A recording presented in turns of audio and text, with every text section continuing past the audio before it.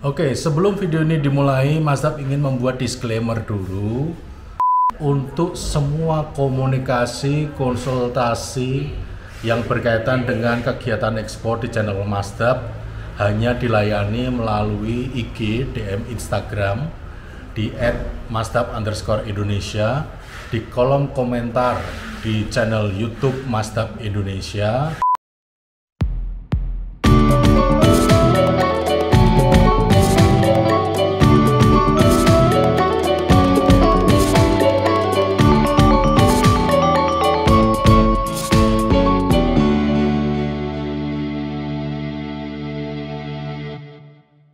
Bagian terima keterangan yaitu transfer to identitas rekeningnya, dan jangan lupa untuk nanti mempermudah pertanggungjawaban kepada pihak bank tentang penerimaan dana itu, kita harus mencantumkan nomor rekening yang akan kita gunakan untuk penerimaan dana itu pada PEB, pemberitahuan ekspor barang. Baiklah, untuk bagian atau kelompok pertanyaan yang kedua, yaitu berkaitan dengan berapa sih besarnya biaya sewa jasa undername. Ya, ini banyak ditanyakan oleh kalian para Masdaber, begitu banyak pertanyaan-pertanyaannya, jadi bisa kalian simak seperti apa saja pertanyaan-pertanyaan yang berkaitan dengan masalah biaya jasa undername. Silakan kalian simak pada slide berikut ini. Oke, jadi pertanyaan-pertanyaan yang berkaitan dengan biaya itu adalah sebagai contohnya. Mau tanya Mas Dap, bagaimana jika menanyakan estimasi harga undername ke pihak jasa undername jika belum ada PO? Mas, mengenai undername saya ingin bertanya, berapa besaran biayanya? Tarif undername yang masuk akal kisaran berapa Mas Dap? Ada yang bilang 800 sampai 1 juta, ada yang nawarin 3 sampai 5 juta, dan lain sebagainya. Biaya jasa undername atau forwarder itu include dari buyer atau kita selaku importer. Biaya ditanggungkan ke siapa? Izin bertanya, ayah saya sudah punya CV sendiri tetapi berbeda jenis usaha, dan saya fokus di bidang minyak atsiri sedangkan ayah di bidang kosmetik. CV ayah saya belum memiliki izin ekspor dan belum pernah ekspor. Apakah lebih baik saya menggunakan jasa undername atau mengurus izin ekspor perusahaan ayah saya? Dan jika mengurus izin ekspor biayanya sekitar berapa? Bagaimana perhitungan biaya untuk membayar jasa undername? Apakah harga FOB sudah termasuk biaya undername? Saya mau tanya kisaran biaya undername itu berapa ya? Saya udah tanya beberapa forwarder, ada yang mahal banget sampai 20 juta. Ada yang cuma 5 juta. Kira-kira harga umum berapa ya Pak? Biasanya biaya undername kisaran berapa ya? Dan apakah tiap PT undername bisa digunakan untuk semua komoditi yang diekspor? Terima kasih. Jadi demikian pertanyaan-pertanyaan yang masuk yang berkaitan dengan biaya jasa undername yang akan kita sewa. Ya, Mas Dap akan merangkum dulu mengenai jasa undername itu biayanya umumnya berapa. Ya. Pada dasarnya besaran biaya tidak bisa dipastikan karena tergantung dari pihak forwarder yang Anda tanyai tentang jasa undername ini. Untuk memperoleh rata-rata harga wajar dari sewa jasa undername, sebaiknya Mas Dap menyarankan kalian mencari informasi minimal dari 3 sumber forwarder. Jadi forwarder A, B, dan C. Tanyakan mengenai biaya undername, nanti di situ Anda para Masdaber akan tahu rata-rata harga wajarnya berapa. Ya.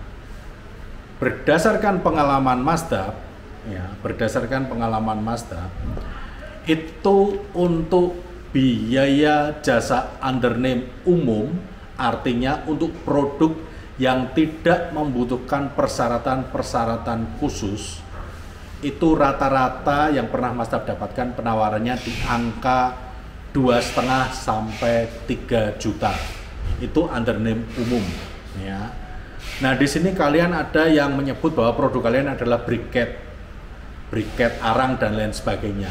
Briket itu kategorinya adalah dangerous goods, artinya itu pasti akan memerlukan banyak persyaratan yang lebih kompleks daripada produk-produk umum. Biasanya kalau yang demikian itu cost undername-nya akan semakin tinggi. Paham ya? Barang umum cost-nya itu cenderung lebih murah, barang yang khusus yang mengandung risiko semakin besar, biayanya akan semakin tinggi. Ya. Kebetulan sebagai gambaran, untuk pameran di Jerman ini Mas Tab mengirimkan 3 stool yang terbuat dari kayu jati. Nah, secara legalitas perizinan perusahaan Mas Tab itu tidak punya izin untuk mengirim produk kayu jati. Nah, caranya akhirnya apa? Mas Tab menyewa undername khusus untuk SVLK-nya atau fee legalnya. Jadi khusus untuk sertifikasi produk kayu jati saja. Di situ Mas Tab dikenakan biaya 4 juta hanya untuk SVLK-nya. Ya. Jadi kalau diambil secara umum, produk umumnya 3 juta, produk khususnya izinnya SVLK 4 juta, jadi kisaran 7 juta. Ini sebagai gambaran buat kalian saja, jangan jadikan acuan. Intinya semakin spesifik produknya, mempersyaratkan dokumen-dokumen yang lebih kompleks, tentu biayanya akan semakin tinggi. Terus ada lagi yang dikaitkan dengan apakah setiap undername itu bisa digunakan untuk semua produk. Tidak, Mas Tab sudah pernah menyampaikan, dalam mencari jasa undername, pastikan izin undername-nya sama dengan produk yang akan Anda transaksikan. Jadi kalau Anda menyewa undername untuk izin ekspor furniture, Anda tidak bisa mengekspor kopi. Itu logikanya. Jadi pastikan izinnya sesuai dengan produk yang akan Anda ekspor, ya. Terus mengenai biaya undername yang muncul itu ditanggung siapa? Ya. Pertama, kita harus sadar bahwa penggunaan undername itu dikarenakan kita sebagai eksportir tidak memiliki legalitas. Ya. Artinya, sebagai alternatif tidak memiliki legalitas, kita menyewa undername. Kalau kita yang memiliki kepentingan menyewa undername, berarti biaya itu harus ditanggung oleh kita sebagai eksportir yang menggunakan jasa undername, bukan oleh buyer. Ya. Maka dari itu, kalau dari awal kalian tahu tidak memiliki legalitas, kalian ngotot menawarkan produk ke buyer dan dipilih oleh buyer, seharusnya harga jual kalian sudah mengcover biaya undername yang harus kalian bayarkan nantinya. Clear ya? Sekarang kita akan memasuki kelompok ketiga, pertanyaan kelompok ketiga yang berkaitan dengan undername, yaitu mengenai pajak bila mana kita menggunakan jasa undername. Bagaimanakah kewajiban pajak bila mana kita menggunakan jasa undername? Ya. Secara prinsip pajak ekspor itu dibayarkan oleh pelaku ekspor atau pihak eksportir. Norma umum bila mana omset kita belum mencapai 4,8 miliar per tahun, itu pengalinya adalah omset dikali 0,5%. ya. 0,5% dari omset itu kita bayarkan. Kapan pembayarannya? Pembayaran pajak PPh ekspor itu dilaksanakan maksimal tanggal 15 pada bulan berikutnya setelah terjadi transaksi ekspor. Misal, transaksi bulan Januari berarti pajak PPh ekspornya harus sudah dibayarkan maksimal tanggal 15 Februari sebesar 0,5% dari transaksi ekspor kita. Nah, sekarang bagaimana urusannya kalau kita menggunakan jasa undername? Pertama, ya, kalau kita menggunakan jasa undername, tentunya kita akan meminta penawaran harga undername. Kita mau menyewa jasa undername, kita tanyakan berapa tarifnya. Dari tarif yang diberikan, kita harus pastikan dulu itu mengcover apa saja. Ya. Apakah termasuk di situ pembayaran pajaknya atau tidak? Kalau misalnya termasuk sudah pembayaran pajaknya, itu kira-kira nanti sistemnya bagaimana? Ini harus kalian bicarakan di awal sebelum kalian memilih menggunakan jasa undername tersebut. Dan untuk menguatkannya sebaiknya itu menggunakan surat perjanjian kerjasama atau MOU. Ya. Tetapi rata-rata yang umum itu adalah mereka hanya memberikan tarif sewa jasa undername-nya saja di luar pajak. Ya. Biasanya nanti kalau pajak itu akan ditagihkan lagi kepada kita. Ya. Atau caranya adalah kita yang membayarkan pajak tapi dengan virtual account yang dibuat oleh pihak jasa undername. Jadi mereka yang membuat e-billing pajaknya, kita yang melakukan transfernya. Jadi itu bisa memproteksi bahwa uang yang kita berikan itu benar-benar untuk membayar pajak ekspor itu. Ya. Jadi kemungkinannya adalah seperti itu. Bisa harga sewanya itu sudah termasuk biaya pajak, bisa yang harga sewa itu belum termasuk pajak yang harus kita bayar.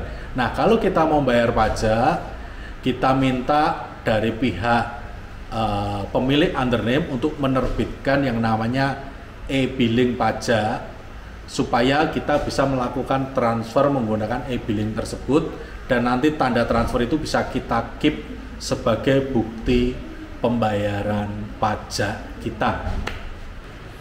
Pertanyaan berikutnya, Mas Dep, saya mau bertanya, lebih baik pakai undername atau perusahaan punya supplier?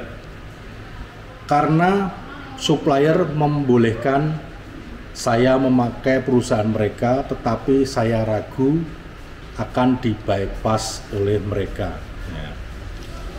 Lebih baik mana, menggunakan jasa undername atau menggunakan perusahaan dari supplier? Ya. Kalau pilihannya dua itu, Mas Dep menyarankan gunakanlah jasa undername. Ya. Kalau Anda menggunakan perusahaan dari supplier, otomatis harga jual Anda akan diketahui oleh supplier Anda. Dengan demikian, supplier Anda bisa memasang harga lebih tinggi dari yang sudah diberikan kepada Anda karena dia tahu harga jual Anda kepada buyer. Ya. Jadi pilihannya adalah lebih baik menggunakan undername atau menggunakan identitas perusahaan dari supplier. Kalau pilihannya itu adalah perusahaan undername. Tetapi kalau ditanyakan lebih baik mana antara urus legalitas sendiri, menggunakan undername atau menggunakan perusahaan milik supplier, sebaiknya menggunakan legalitas perusahaan kita sendiri. Ya. Mas Dap, bagaimana cara mencari dan menentukan perusahaan undername sesuai komoditas kita? Mengingat ada kode KBRI untuk mendirikan perusahaannya. Oke, jadi tadi di awal sempat Mas Dap singgung ya. Jika kalian ingin menyewa jasa undername, pastikan kalian melihat sendiri kopi perizinan dari perusahaan tersebut. Dari izin kopi legalitas perusahaan yang akan Anda sewa itu, Anda akan tahu apakah izin ini sesuai dengan produk Anda atau tidak. Kalau tidak ya jangan disewa.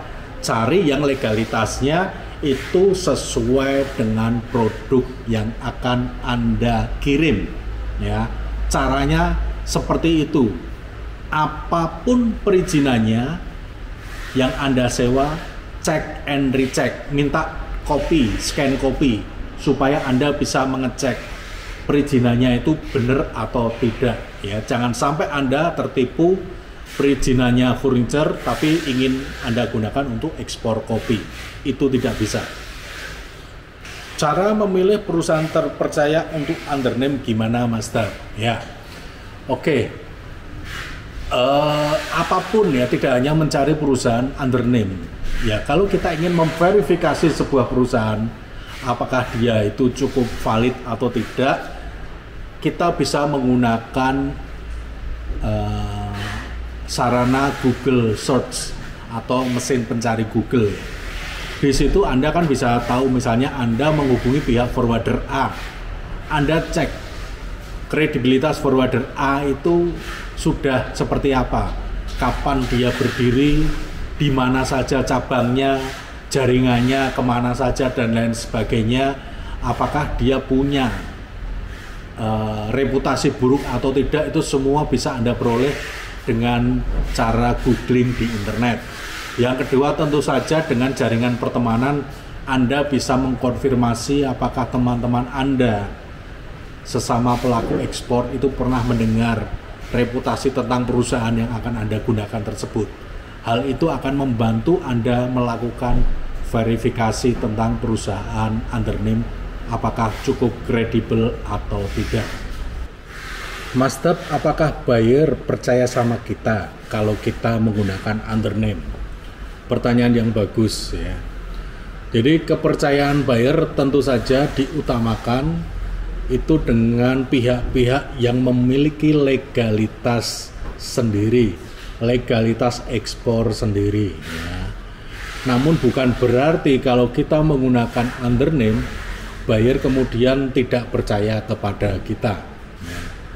Jadi menggunakan undername merupakan salah satu faktor yang menambah atau mengurangi rasa percaya buyer kepada kita ya. Jadi kalau dibandingkan dengan kita memiliki legalitas sendiri, tentu buyer akan lebih percaya.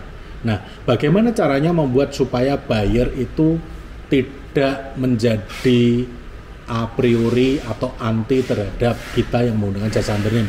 Ya harusnya dari awal kita sudah menyampaikan bahwa legalitas sedang kita proses, dan bila mana sampai dengan terjadi shipment legalitas belum selesai, kita akan menggunakan identitas undername.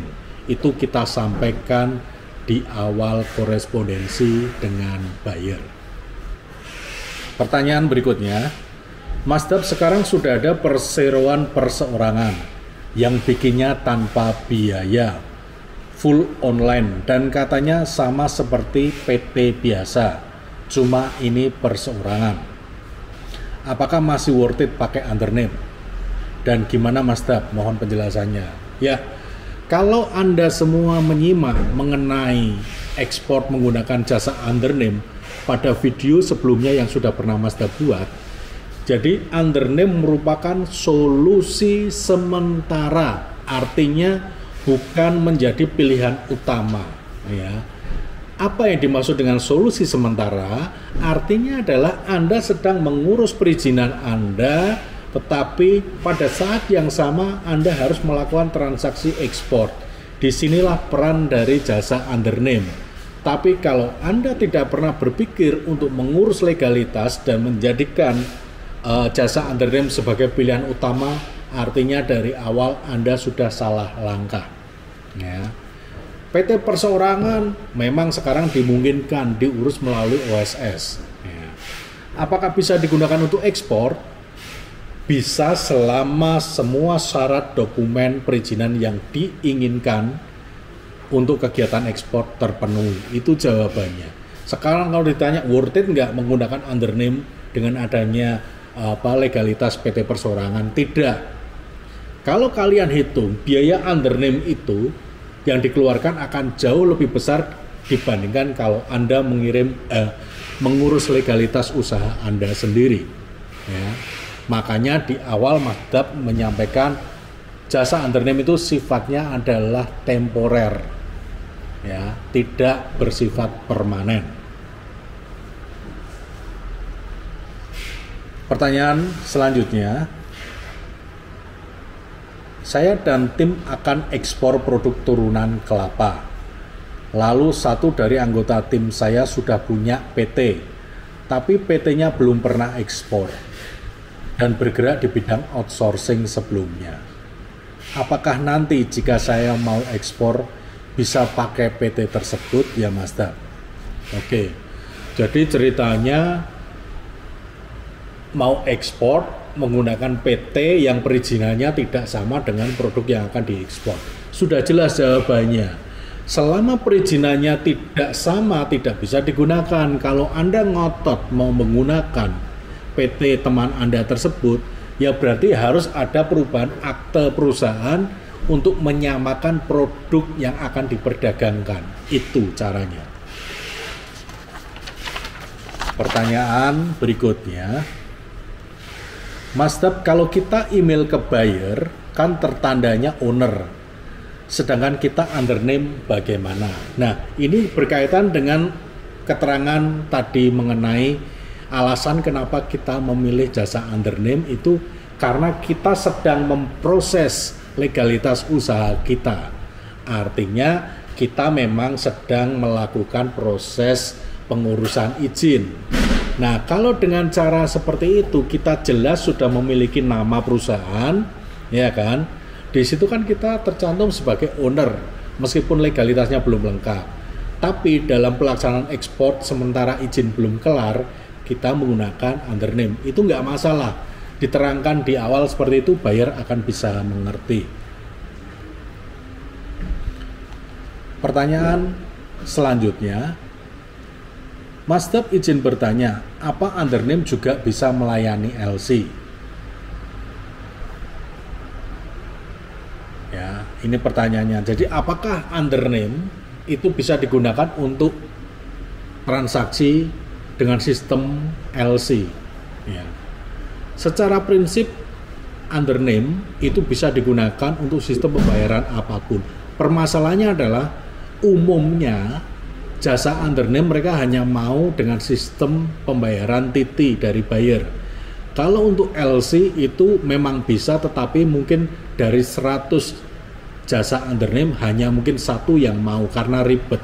Dan tentu karena ribet biayanya akan berbeda dengan sistem pembayaran non-LC. Pertanyaan selanjutnya, apakah jasa undername harus memiliki kerjasama terlebih dahulu atau bisa secara spontan setelah kita mendapatkan order dari buyer? Ya, idealnya sih untuk lebih memudahkan kerjasamanya itu sebaiknya kita sudah menjalin hubungan terlebih dahulu sebelumnya. Tetapi bisa juga begitu kita terima order dari buyer baru kita mencari jasa undername. Dua-duanya mungkin ya, tergantung bagaimana cara kita mengelola hubungan dengan pihak pemilik jasa undername tersebut. Pertanyaan berikutnya, apakah bisa ekspor furniture rotan dengan jasa undername yang memiliki SVLK? Bisa. Apakah kita sebagai trader, kebetulan saya memiliki CV produk furniture rotan harus memiliki SVLK? Ya, Jadi rotan dan kayu wajib memiliki sertifikasi SVLK. Kemudian jika saya mengurus SVLK-nya berarti nanti sertifikatnya atas nama CV saya. Iya. Jadi yang mengurus SVLK itu adalah pemilik produknya. Ya. Jadi kalau Anda yang mengurus berarti akan muncul SVLK atas nama CV Anda meskipun nanti ekspornya menggunakan jasa undername. Apakah jasa undername juga biasanya memiliki sertifikat phytosanitary atau sertifikat lain yang dibutuhkan dalam mengirim handicraft? Oke, jadi sertifikat phytosanitary atau phytosanitary certificate itu sertifikat yang diterbitkan pada saat terjadinya kegiatan ekspor. Jadi bukan sebuah sertifikat yang sifatnya permanen yang sekali diterbitkan berlaku untuk sekian periode. Artinya bahwa phytosanitary certificate itu hanya tersedia bila mana produk yang diekspor memang mensyaratkan sertifikat tersebut. Apakah undername juga termasuk itu? Tidak. Kalau Anda menggunakan jasa undername, yang Anda peroleh adalah perizinan umum yang berlaku dalam kurun waktu tertentu yang tidak bergantung pada produknya. Jadi kalau Anda menggunakan jasa undername dan kebetulan produk Anda membutuhkan sertifikat phytosanitary, artinya Anda harus mendatangkan pihak dari Balai Karantina untuk melakukan assessment dan menerbitkan sertifikat phytosanitary. Pertanyaan berikutnya, apakah pemilik jasa undername akan merahasiakan buyer kita atau mereka akan memfollow up buyer kita sendiri? Ya. Sepengetahuan dari Masdap selama ini, jarang sekali pihak dari pemilik jasa undername melakukan penawaran sendiri ke buyer kita. Ya. Toh yang kita cantumkan itu adalah nama dan alamat, bukan alamat email dan kontak number. Jadi kalau kekhawatiran Anda itu muncul, berarti Anda berasumsi semua informasi mengenai buyer Anda berikan ke pemilik jasa undername. Ya.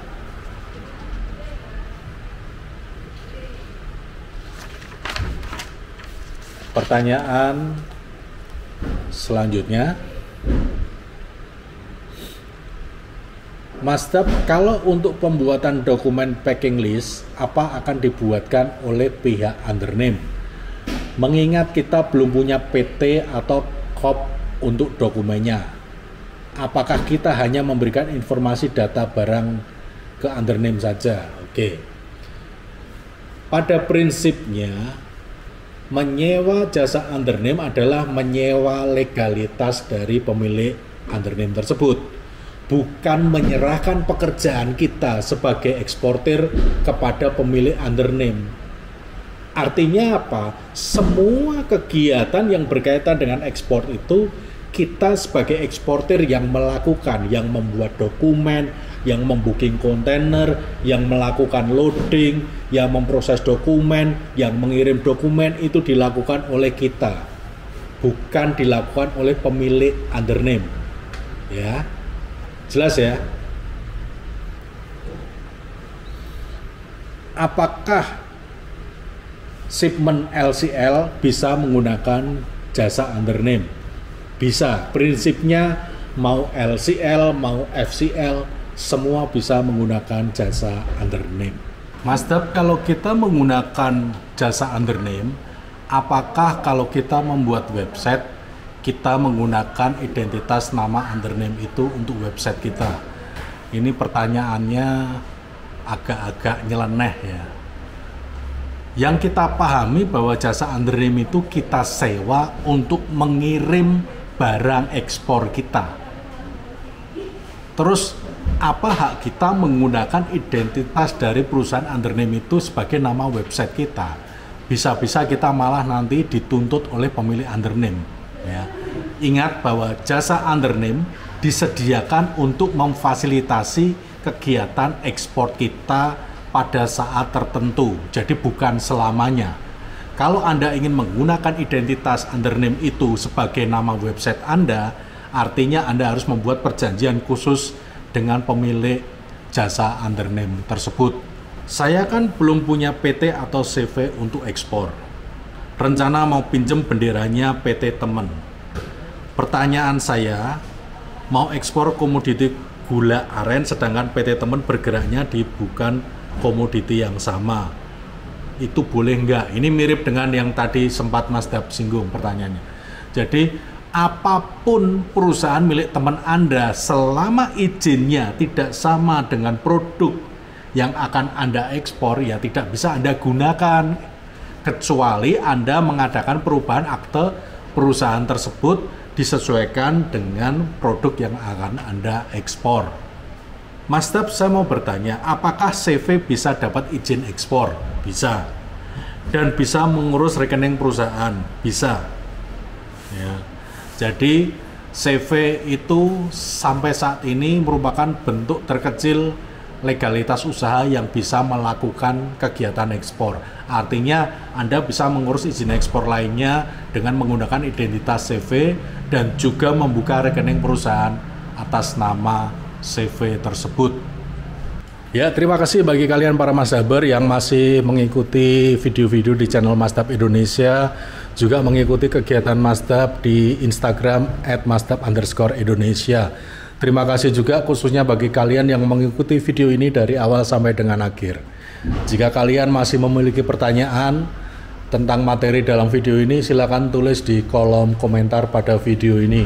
Ya, tentu saja supaya channel Masdab bisa semakin banyak memberikan informasi-informasi yang berguna bagi Anda penggiat ekspor, berikan likes pada video-video yang ada di channel ini.